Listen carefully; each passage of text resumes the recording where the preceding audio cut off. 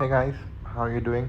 Uh, okay, so I'm gonna talk about battlefield strategies. To be very honest, it's probably better to have something like points wise written about strategies so that you can actually that would make much more sense. But I'm gonna try to wing it. As I've said before, that I just do this for fun, and I just don't want to write down points and all that. I don't want to. I don't think it will be fun for me. But again, if you want to discuss more, you can join our Discord. The link will be in the description.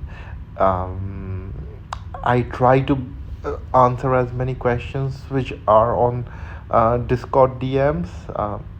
Sometimes it's not possible, but I will try if you have any direct questions. And yeah, if you like the content, just press on like, please, and do subscribe to our channel. Okay, so uh, I would like to go back a little bit in history when I talk about battlefield strategies. So the first battlefield strategy we had, or I played, uh, in 478, we used to have we used to divide our team into three parts, right?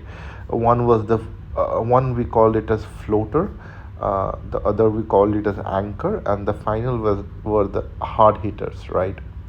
So the floater's job was to check each and every building, and whatever turned red, they would go there and flip it. The anchor's job was to be stationed in near the important buildings and keep flipping it with one troop, whichever building does not have any troops inside. So the anchors would probably be around portals and the throne and the night hall. The night hall is so important because you don't want to keep seeing red and ignoring that. That's why I think the night hall is so important. Throne is important for points. Uh, Portals are, of course, the most important buildings in the game for me, because you don't want to get port locked at any point. Uh, so that's where the anchors would be, so around 6 7 people, like everyone responsible for 2 or 3 buildings. So we would divide like 6 people into groups of three, and everyone would be responsible for 3 or 4 buildings. It worked great. It was a small alliance, not a very PvP alliance.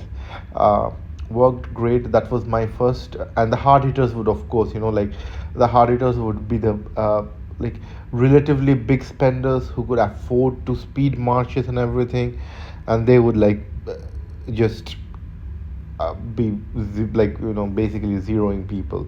The floaters would be the middle of the gang, right? Who can actually flip a march also sometimes, at least with the opposite march. So floaters would be like that. And yeah, and anchors would be like the smaller players who will just coast and keep flipping marches, right? So this was my first introduction to battlefield strategy. Uh, I think it was in an alliance called TRP in 478.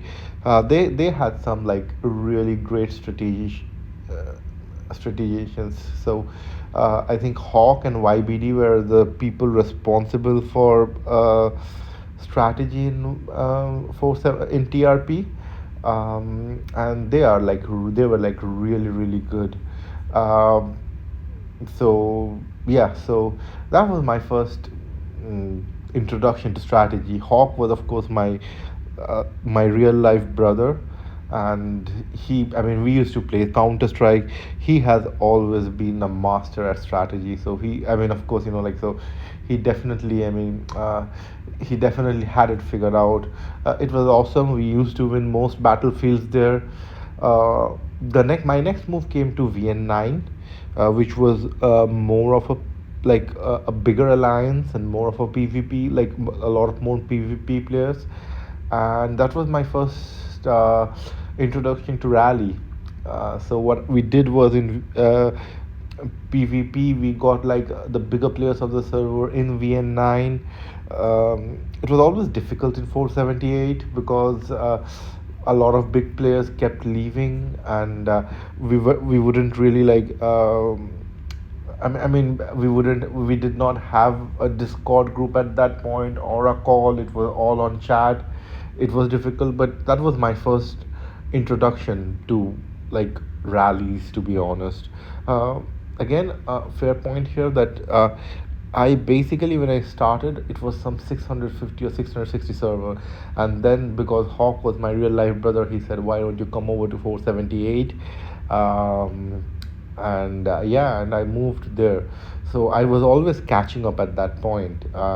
And by the time like I came to 478, the server was like 7 8 months. So a lot of things had already happened in the server. A few big players had left. Uh, and yeah, I mean, we just had a reduced number of coiners at that point. So yeah, uh, that was so yeah, so VN9 again, uh, we had like some bigger players of the server, like all the bigger players of the server came together in VN9, and that was we started rallying. So we moved from like floaters, anchors, and hitters to we had a we had a bit of a rally team, like 4 or 5 people, worked during the K35 days. We still weren't really good at rallying. I mean, we would like write in chat and then wait like 1 minute for people to join. Sometimes people won't join, and we would be like, join, join, join. But at the same time, we were facing much weaker opponents, right? Um, we didn't really, I mean, they didn't really move when we rallied them. So, yeah, it was okay. So then we went to the high formation, where like 6 or 7 people or 8 people would hive, and the others would be doing portals. One thing that's very important is we used to monitor, like we used to have people assigned to portals, and we used to monitor that which portals we are losing. So at any given point, we would know that if someone just left the battlefield and went out. So, and that I think is very important. Like a lot of people don't really stay for the whole duration of the battlefield. Uh, and that really hurts your chances. Like if you keep losing buildings, that really hurts your chances. So I think that's very important when you have a portal holder. Make sure that like make sure that they are there all the time. As a setter, you're I mean, yes, see, setting fast is something everyone can do. Like all alliances have a fast setter, but I think a very important part of a setter is being aware, because if you're not aware, then I mean you can make the best strategies, but your people need to execute it, and I think that's what really helps in VN9. Sorry, in VIG.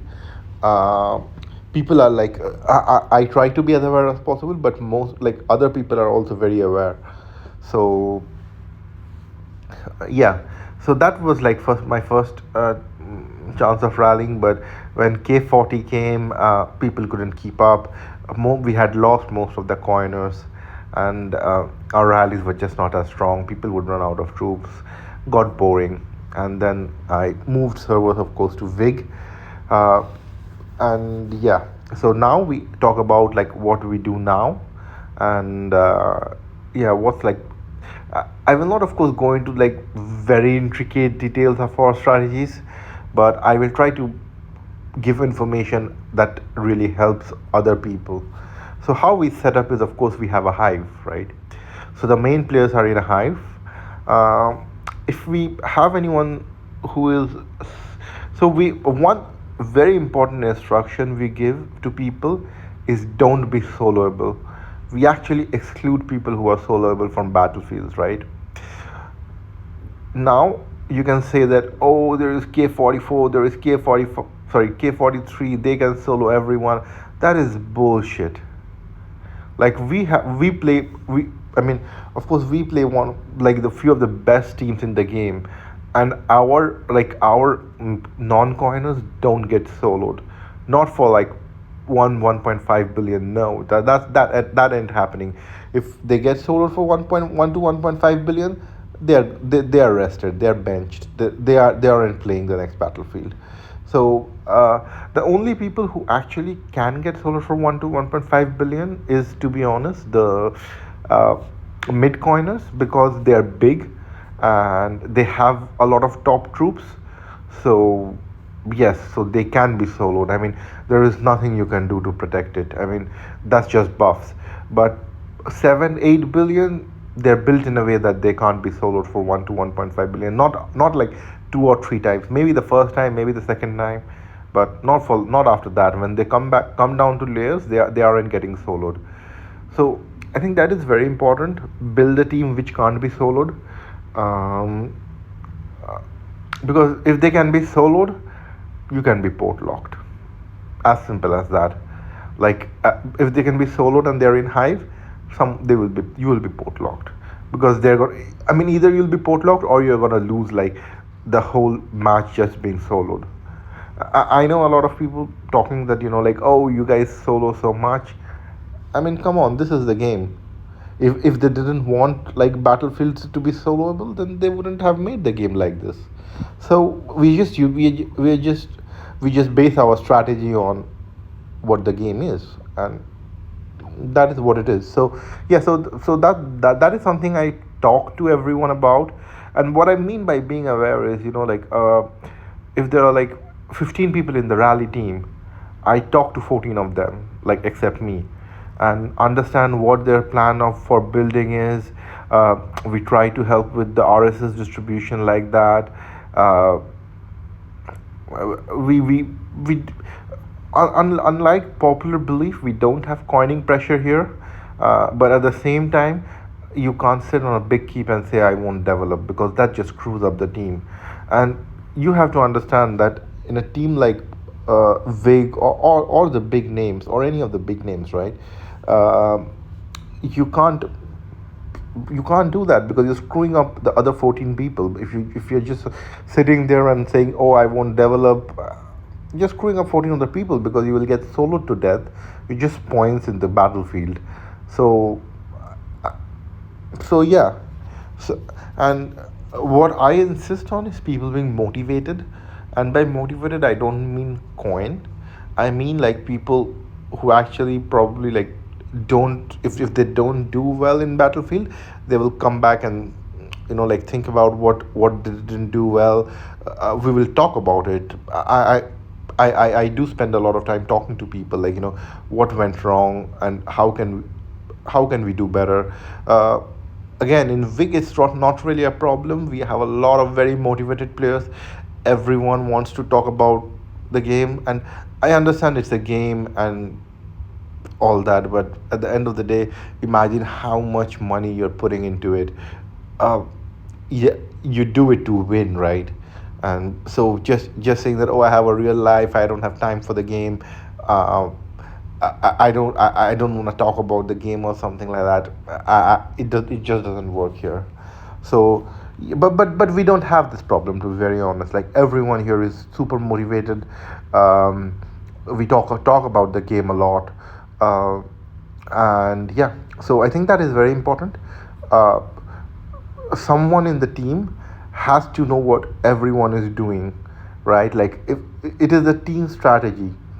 uh, and like, me and Oz discuss it a lot, like Oz from RSP, like how we actually building it. And I think we'll agree on a lot of ideas on this, right? That at the end of the day, it's a team pushing. You don't want to be like the, oh, I'm K45, we don't have that here, I'm perfectly happy to wait at K44, let the team catch up. Oz is also like waiting at K43, waiting for everyone to catch up. So I think we have a like, yeah, I mean, we in the battlefield, I would say that RSP are our fiercest rivals. But we actually brainstorm a lot together, me and Ozzy, and we agree on a lot of these principles. So I think, since like, so I would say that's a pretty good way to go about it, right? Like, push the whole team. Don't go for like 1K45. Go for like, uh, 4K 44s, 5K 44s, then one person can push to K45. It is very, very important. One thing we were actually struggling with was lateral power. We are fixing it now, but yeah, that is something we were struggling with. Like me and Mountain were left with troops, but others were losing troops. So that's something we are fixing now. Um, so yeah, I mean that is something you have to be aware. That's more of a team building thing, but that's something you have to be aware as a setter. You have to be aware of like problems people are facing. Like if so, every time someone can't port out of a rally, we talk about it. Like why can't you port out of a? Why couldn't you port out? Uh, and very, very, very interesting things come up. Like someone told me that like I couldn't port out of a rally because I didn't realize that there was a rally on me. I saw red from Nighthall. I didn't ignore it. I mean, they didn't press the ignore button, and they just didn't see the rally.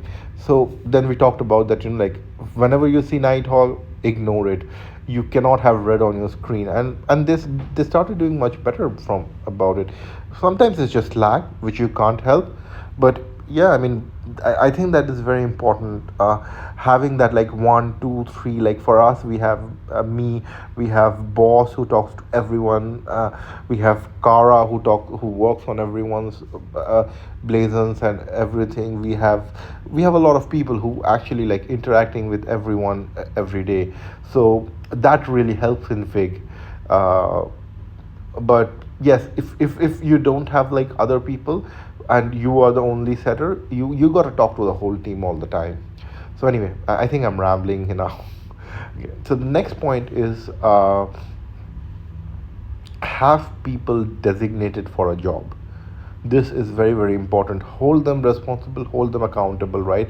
Like if I have someone for a portal and that portal is red all the time, that person's not seeing another BOC for the next month.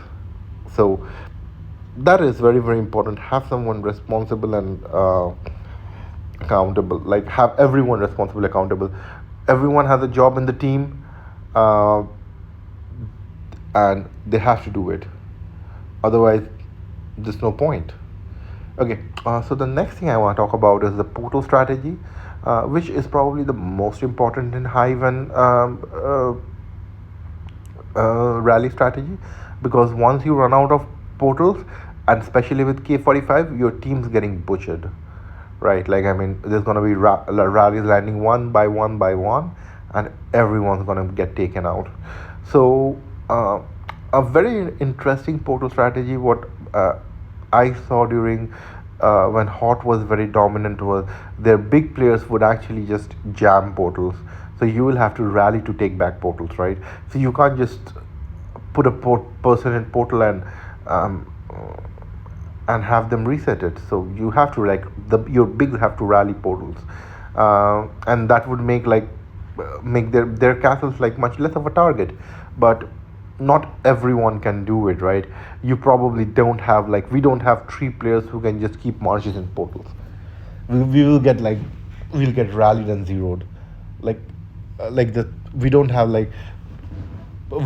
those 3 castles who will just say that, oh yeah, I'm gonna take rallies, no problem. So and most alliances don't have that, right? Especially like I think at this moment is just so close between most alliances. I think the game is as competitive as it has ever been. So I don't think any alliance can do that. Like no one is invincible. um, like if when I'm facing RSP, I know I can get rallied. So I wouldn't like want like 3 marches out and just chilling that, oh, I can't be rallied. So um, yeah. mm, so I think you probably should have like designated people in portals on portal duty, right? Like and you have to like mark it on the map that you go here. Um, well, of course, this is like not possible in something like All Stars. Why? Because everyone wants to be in a rally team. Everyone wants points. So in a setting like that, what I do generally is like I tell my team that I don't care about targets, right? Like if we go down below like 15 ports, let me know. and we just gonna leave everything and just hold portals for like 1 2 minutes till it comes up, because especially something like all stars, you don't have ports, everyone's getting zeroed, you get creamed in like 10 minutes, like because every alliance sees that you don't, sorry, every other team sees that you have zero ports, and they cream you. So that I think is an important thing. At this moment, I think keeping a rally hall is also important because rally sizes are so big, and especially if your alliance can fill it. So keep a rally hall. Uh, if your alliance is not filling it, then of course rally halls are not important. Um, Moving on, like so what I think I was talking to Beast, who has been like a really long time friend, and he said that you should like probably try to be a filler at times to really understand, because it really helps you understand as a setter what you can do.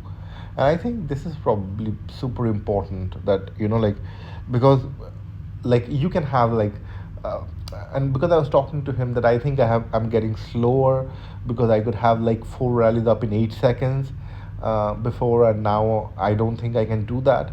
And what he said was, you can have 4 rallies in 8 seconds, but a filler cannot join 4 rallies in 8 seconds. So it's like it's pointless to have 4 rallies in 8 seconds, which is something I think Singh told me the first time, that you need to pace yourself with your fillers. You cannot just like set as fast. It's not about how fast you set, and I think that really helped me. I tried pacing myself as much as possible.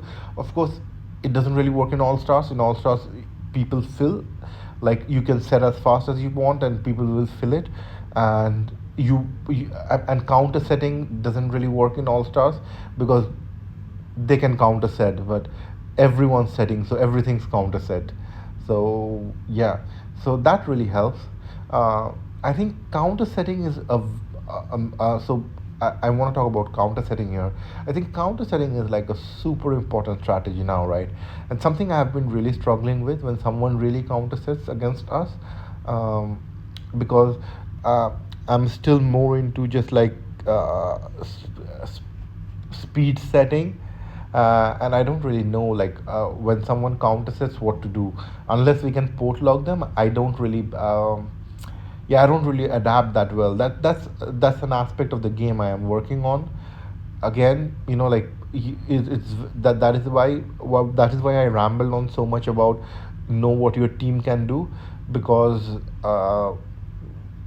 counter setting can only be mitigated, I think, in my head, by knowing how many rallies your team can join and and pull back and port out from. So it's very important to, like, if you're getting counter set on, and anyone in your team is getting hit, you talk to them, and like you understand like what happened, why did you get hit, and then like if the opponent has a video, then look at it like at how many seconds did this in the rally, and then like, I mean, then if you see that people are getting hit in like uh, in 15 seconds rallies, if they have 3 marches out, then you adjust your pace, and this is super important, like adjusting your pace according to the team. uh, so yeah, and the final thing I want to talk about is opponent research. It's not really possible if you're like a if like if you're not facing the same teams again and again. This is not possible at our if you're facing a different team. I mean, what are you going to research? But at our level, we generally try to watch videos of everyone. We have people analyzing other teams. We know who will we target initially, and that's super important. If there are any soloable castles, we try to find that out. uh, and I think that the opponent research part is super important. Like when we actually go into a battlefield prepared, we do much better than when we just try to wing it. And to be honest, sometimes we just try to wing it because we are just too confident, uh, and we have always that has always backfired against top alliances. So it's very important to know your opponent. Uh, it's probably not possible in normal BOCs and BOGs, but in Shalons and All Stars, you can always know your opponent, right? Uh, like try talking to people from their server, and I know all of this is time taking, but if you really want to be like, if you're spending so much money, you want to be the best at it, and to be the best, you really need to you really need to spend some time uh, talking to people, understanding what they do. uh, yeah, and like, I mean, something what we saw during, like, to be very honest, during Shalons was, we did a lot of research in the finals, right? We knew that SVG would like to reinforce, and for us, like, they had a bloody match against AAD, and SVG did so well. I mean, Dude Fest is like probably my best, like my most favorite all time player, all star player I've played with. I mean, she's GOAT, but they did so well to go to the finals. But what we saw was they were reinforcing rallies and tanking rallies, and then we thought that, okay, if we can, like, probably do a 65, 70 million rallies on them and they reinforce, probably gonna work out to our favor. We went after them straight. Um, and that really worked out. So I think research in your opponent is super super important. uh, that's pretty much it, guys. And of course, like, I mean, try to run as many monsters, get as many rewards as possible. Especially gold is so difficult now.